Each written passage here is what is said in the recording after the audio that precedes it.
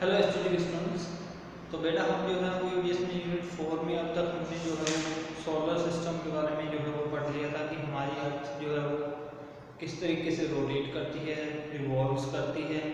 इसके अलावा जो है वो सेशन ऑन अर्थ भी जो है वो हमने पढ़ा था।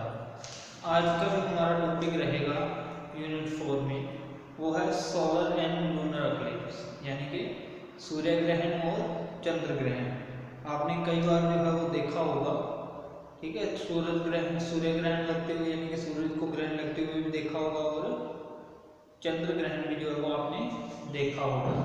तो उसी के बारे में जो है वो आज हम पढ़ेंगे कि सूर्य ग्रहण और चंद्र ग्रहण जो है वो कैसे लगते हैं। तो अपनी यूनिट 4 ईवीएस के अंदर SR14 ओपन कर लीजिए सभी। Solar and lunar eclipse. Introduction. We know that Earth revolves around the sun and the moon revolves around the Earth। कि हम सभी को पता है कि जो हमारा क्या है, सन यानी कि हमारी जो अर्थ है वो सन के चारों ओर घूमती है और जो हमारा मून है वो अर्थ के चारों ओर घूमता है।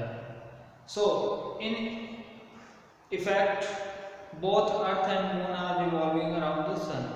तो इस तरीके से हम कह सकते हैं कि हमारी अर्थ के साथ साथ जो हमारा मून है वो भी क्या है, सूरज के चारों ओर घूमता है, यानी कि दोनों ही जो है वो हमारे मून के और अर्थ जो है वो सन के चारों ओर जो है वो घूमती हैं।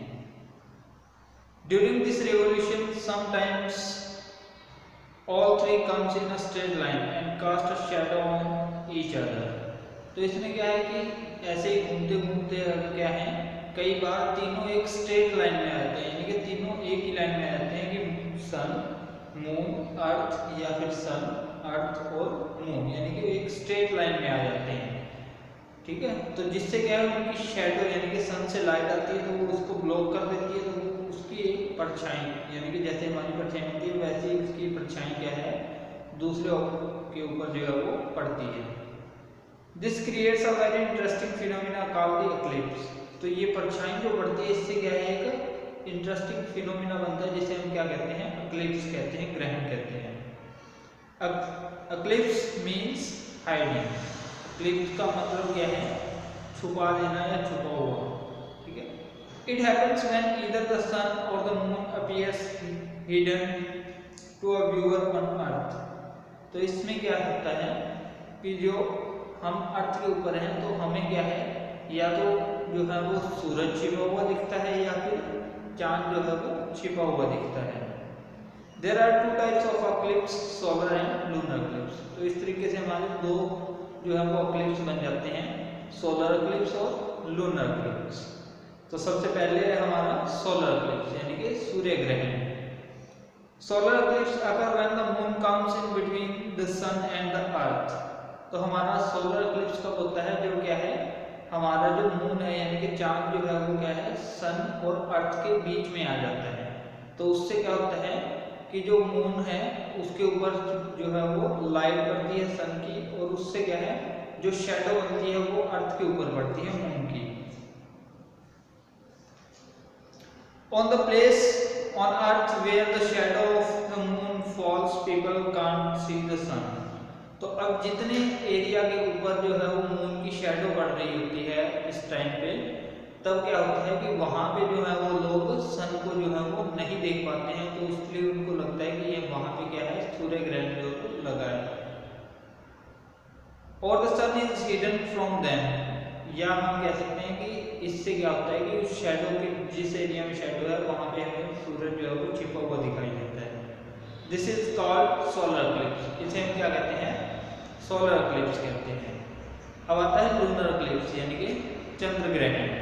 Lunar eclipse occur when the earth comes in between the sun and the moon.